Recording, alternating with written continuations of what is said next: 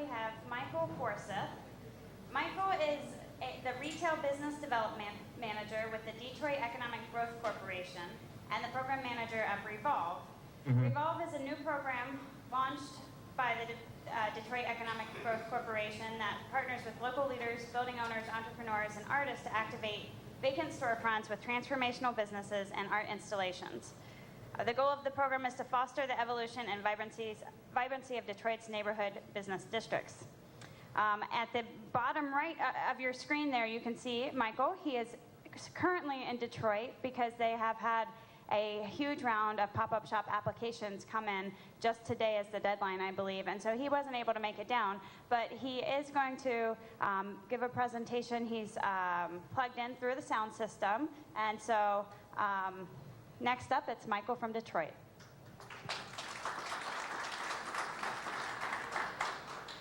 Thanks, Katie. Hi, everybody. Sorry I couldn't be there in Kentucky with you. I very much would love to be.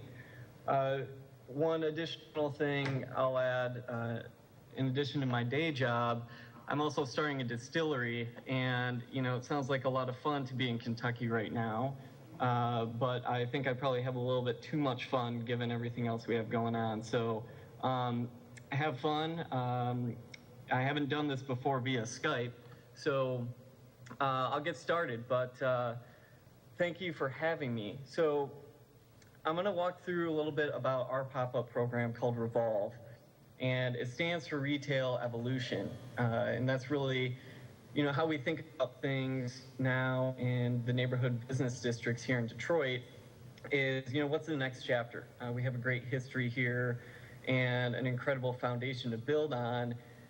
Things in the retail environment are changing so much as it is.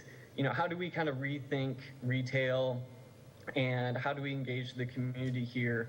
And, Katie mentioned a little bit earlier about our organization, the DEGC. We're basically a quasi-public agency that manages the economic development functions for the city.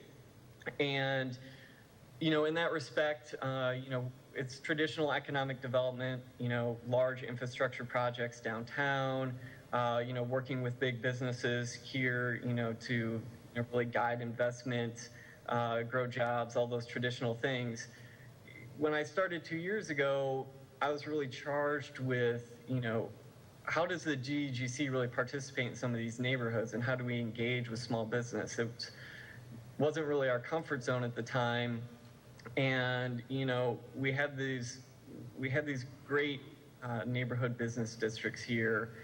And, we also have this great opportunity, but also this great challenge inherent in these vacant storefronts. So we really thought, that pop-up was a good solution. And, what we do, and I'm sure, many others there today have been talking about this, we kind of do what I'd call more pop-up plus. We do a lot of wraparound services, focus a lot on build out assistance and technical assistance to the entrepreneurs. So it's a complete package. The reuse aspect of it is really just one piece. So I'm gonna go through that today. This is stuff you already heard. Really, Detroit, there's always 1.5 million reasons. Yeah.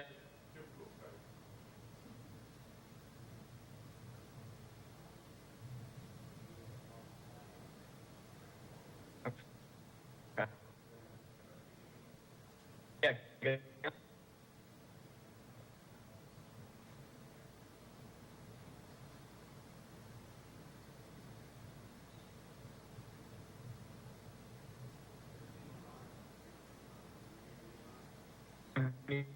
In here.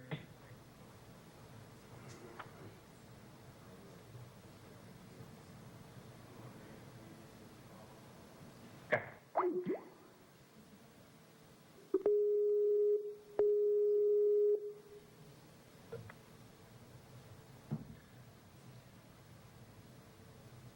All right. Okay, great. Sorry about that, folks. All right, well, I'll I'll just pick up where I left off. And, I was saying that, there's 1.5 billion reasons to start a business in Detroit. That's the number of dollars that Detroiters spend outside the city on an annual basis. So with that comes a great opportunity, but also, tremendous risk and uncertainty, especially in some of these neighborhood business districts that as of now, are largely untested from a retail standpoint. So, our approach is really a phased approach with the end game of getting these storefronts filled full time with, a high quality business that really provide an asset to the neighborhood. And, we do the, lighter, quicker, cheaper model, with pop-up and with engagement and around the arts and with business to really try to pave the way for those storefronts to be filled full time. So we've only started the program since last fall. So we're relatively new. We're still very much learning and experimenting as we go. But, it's essentially, three main goals of this program. As I said before, it's really to, recruit and to grow full-time tenants to fill the space full-time. It's about, really sparking private investment and, really being able to justify from the building owner standpoint, the opportunity to really build out these storefronts and invest. And, it's all about changing the image and the conversation here. And, we've learned a lot from others. I don't know if any of the folks from Pittsburgh are in the room, but they've been great to us in terms of, sharing their experiences and things like that. And, over the past 3 months, during last year, early fall through the holiday, we activated 7 sites. We did kind of 8 substantial pop-up businesses. We filled an entire block of vacant storefronts, which are now leased full-time and starting to open. And we worked with over 40 entrepreneurs, and the press really ate it up. So, we did well for ourselves over a short period of time, and it's really about doing the small things that make a big impact.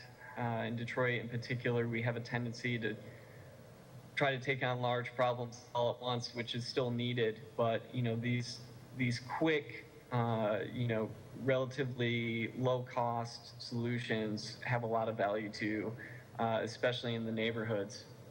So I just want to talk through like our philosophy right now. And, here it is, right? The vacant storefront, which we're all dealing with. This is actually a Mies van der Rohe designed shopping center that's kind of been plagued by chronic vacancy. And so I'll just go through it. So, this is a space to experiment, is really kind of our first foundation. And so, experiment is a word that I discovered when I first did this, was making this presentation at one of the many wee hours of the night. But it's apt to describe pop-up because it's the combination of experimentation and exploration. And, we really treat this from an entrepreneur standpoint as an experiment. This is the chance to test your business model live and in time, real time, and to really evaluate, what can you afford in rent based on the sales that you've done in the area? What do you need to tweak in your business model? Things to that nature. And, the experiment really gets back, the exploration component really gets back to the phasing of this, right? Just because a pop-up ends doesn't mean it's over. There's maybe then the next phase is the beginning of a new business or, the beginning of a new use in the space. So we like to think about it in phases instead of, necessarily just thinking about it being temporary. And, for us, it's really probably all about making the connections in terms of, really building partnerships. And I think, I think one of the really value added things that we've been able to do, and, I really can't take credit for our success really, because a lot of it's really just been built on the foundation of all the work that the community has done. And, what we're good at is we know we don't do everything, and we know that we can come in more as a partner and add support to what the community is already doing and help fill the gap. And that's really what it's all about, is teaming up with the community and teaming up with the building owners and the entrepreneurs to really all connect the dots. And I think that was a missing piece for our organization that we're really starting to fill now. And so this is another one of my sayings, if we build it, we will come. And this was something that was a bit of a surprise to me when we started this thing. Was I had no budget when I started this, and so we had to ask neighbors and friends for furniture. We had to have people come out and help us paint and clean and all those things. Well, what happened was, all the residents who went, a coffee table for one of our coffee shops would come out and they'd bring all their friends and say, look at this coffee shop that I helped build. Here's my coffee table that was in the basement. And it creates this really cool connection between the customer and the community that, really translates well, especially if the business, happens to be full time. After that, you've kind of built a whole reputation and relationship that you otherwise never would have done otherwise. So, and then this is really, to one of the most important things. I mean, in a lot of respects, this is a marketing tool to really help tell the story differently than it's being told right now. And there's so many good things happening in Detroit, especially from an entrepreneurial perspective and in the arts, that it's really about them. So we try to stay at a very low profile and tell their story, and really try to highlight that instead of us, because it's really about them. It's not about our program. And this is what it looks like this when it's all done. Right, so this is one of the pop-ups again that we did. So this was Café con Leche del Este in the Mies van der Rohe space, and this was a coffee shop that wanted to locate here but couldn't afford to pay what the building owners were asking, and so we decided to test it for a while. This is a beautiful old apothecary space in a really cool part of town. And this was in that block of vacant storefronts that I mentioned before that's now filled up full time. And, we love doing things with light and at night because it also really helps change the perception, especially from a safety standpoint. So, we like to do a lot of parties and late night things. And, of course, the arts, I think, is a really critical component of this. It's, in a lot of respects, it can be easier, especially from a permitting standpoint. I'm sure you guys have all experienced that. And you get to work with, a lot of great people that have a ton of energy. And I love the collaboration between the artists and the entrepreneurs. So this artist, Flaco Shalom, who is, I've just met him, but is now one of my idols. He did this, and then he teamed up with the apparel shop down the street that wasn't doing very well, and then they started, having these kind of impromptu gallery events that drew a lot more traffic to the apparel shop and kind of redefined the whole experience. And then this gave way to Maison Lafleur, who hosted a gallery in this space after she saw what Flaco had been doing. So, these things are very organic, and that's the fun part about it. And, I just go through, how we do it. There's no one set way. Every situation is unique. Every community is different. So there's no one set model, I'm sure, as all you guys know. And, of course, we all know it never goes according to plan. So, again, the partnership of really kind of bringing these people together, they all really have the same goals in mind, just from a different perspective. So I think that this is a great way to do something really tangible and just do it.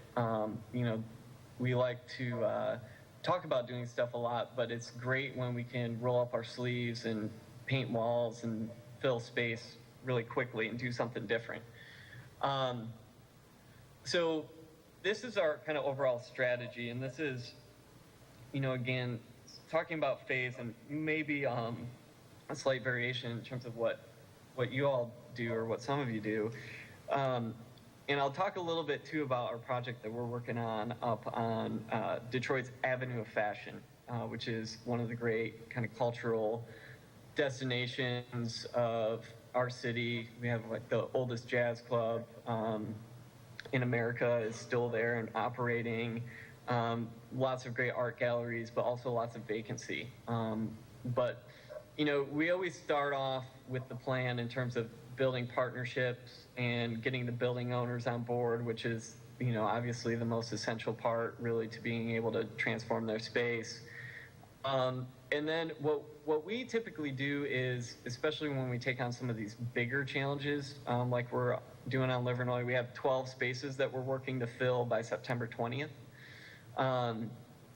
So we really focus on demonstrating the concept and picking like one space to really do it well. And then we have a giant arts blitz. And, we just finished up a call for entries for artists and entrepreneurs. And it just closed on Monday, and we had our review panel today. We got over 90 proposals from both entrepreneurs and artists. And, we artists from Paris to Bucharest to Argentina, from New York and Baltimore, and of course Detroit. We're all really interested in this. So I think it's a special thing, especially on the Avenue of Fashion, to really amp up the culture and the aspect of the arts again. And again, it's just the same principles that happen in any kind of up and coming business district, right? The artists move in, and then some of their friends open a couple businesses, and then it's a hot place to go, so more businesses open and more people move in the neighborhoods. And a lot of this is just mostly about creating great neighborhoods and places to live as much as anything. As we try to repopulate our city, it's really about place, and art plays a really foundational role in that can have very large impact. And after we really create kind of the visible change in terms of the arts and create a lot of interest and intrigue, we try to scale up the retail aspect of it. So, what we do that's a little bit differently than other programs I've seen is we typically try to fill the gap on some of the build out. So the misconception is there's a lot of space in Detroit, which is true, but there's a lot of space that needs a lot of money and a lot of work. So, small business financing, I think, is difficult anywhere.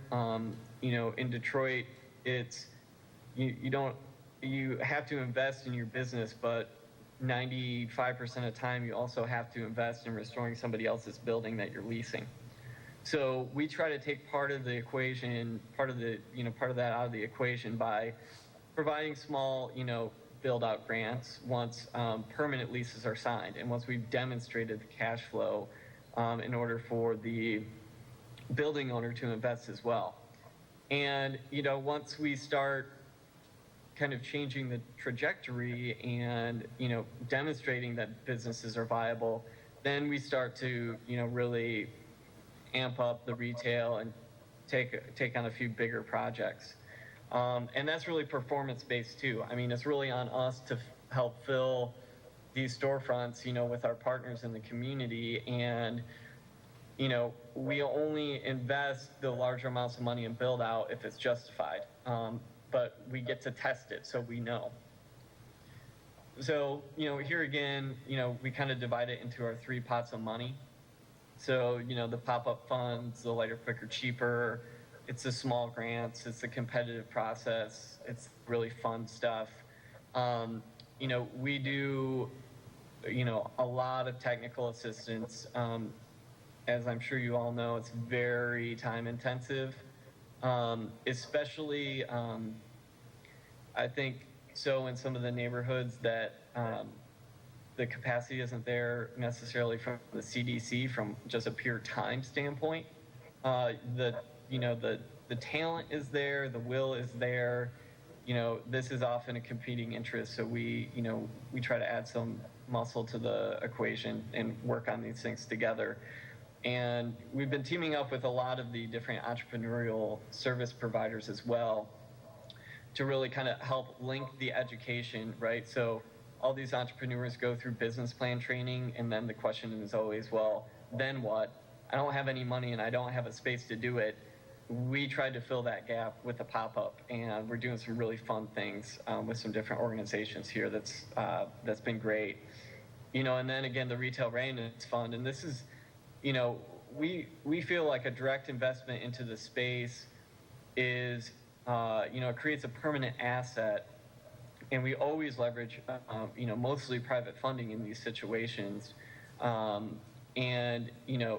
By doing that, of course, there's an indirect investment into the full-time tenants because we're helping with their TI, but also we're creating a permanent asset. I mean, again, it's from like a lender's perspective. You're creating a permanent asset, so there's less risk in investing in a business where, we don't know if they'll be succeeding 5 years from now necessarily. We think we'll have learned that through the pop-up process and, through demonstrating it, but we all know that, these things can change. And, again, this is just kind of the nitty-gritty, right? So, we always start with the partners. This is kind of our retail evolution process. We have a lot of great tools, and I actually owe the city of Pittsburgh a large degree of thanks for this. We use basically a license agreement as a substitute for a lease and a way to really kind of develop, formalize the relationship with the building owners and the different parties involved. And I'm happy to share that. We can do that offline later. The call for entries part, I think, is really important. And that's what we've been doing up on Livernois. And, it's the dual function of assessing the demand and seeing, who you'll be dealing with, but it's also about building awareness.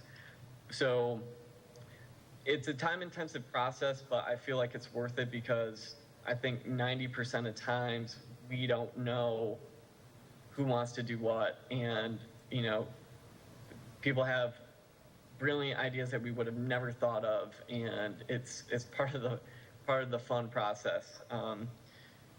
And then we do the pop-up, and we do really the kind of whole media blitz. We get in there and work with community members, cleaning bathrooms at 2 a.m. before opening, painting walls, all that good stuff, and really demonstrating the demand and building excitement around that. And then when the temporary stuff starts to go permanent, we ante up on our investment because they've proven themselves. And again, this is where we play a different partnership role, and the building owners and the tenants have developed a rapport and moved on. And then we construct it, and the full-time businesses are open, and we do it again. And that's really that's it. Really, for me, I think some of the things I've learned along the way, and that are at the top of my mind right now. We have this great project happening on Livernois. It's a really important area. There's great culture there. There's great things to build on. There's very clear focus of kind of writing the next chapter in the history of the Avenue of Fashion. And, the goal is to fill spaces full time and really bring that image back that it really once was. I mean, it used to be the destination, regional shopping destination before, the term mall existed. So that's very clear. In other cases, we're throwing this huge pop-up party with all these different food vendors to celebrate a 100-year birthday. That's happening next week as well.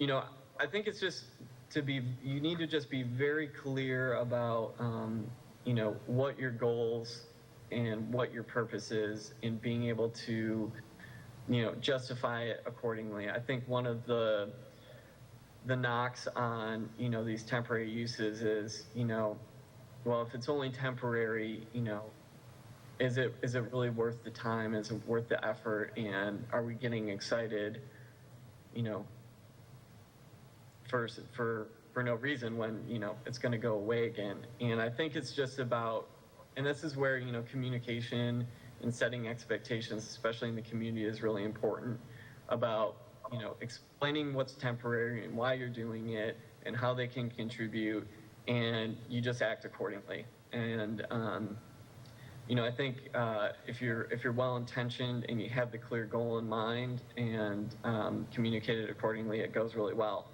And, you know, it's about the small things. I mean, I know everybody in the room, you know, is doing the same thing and believes that as well.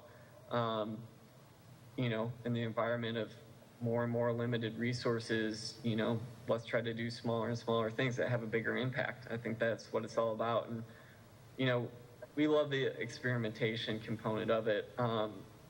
And, you know, we love that it's not the same every time. That's what makes it fun. Yeah, I mean, we just do it. I mean, it's a phenomenon that's really catching on in Detroit. A lot of the CDCs are starting to take it on, and, you know, we're kind of helping play an advisory role and help where we can. We know we can't do it all. You know, and there's other CDCs that are doing a phenomenal job over East Jefferson in Detroit. Junon Jefferson, if you want to look it up in particular, has really set a high bar. And, you know, from a design standpoint, it's really important too for us. And it's kind of fun because it gets competitive and everybody, you know, tries to one-up each other from a design standpoint, and, you know, who can get the best businesses. And it's been a lot of fun. And we're in for another wild ride this year, and looking forward to it, and find it very rewarding. So, you know, that's it for me. Hopefully you don't have to look at my face on a giant big screen after this. But yeah, I appreciate your time, and I wish I could be there in person. So that's it for me. Thanks, guys.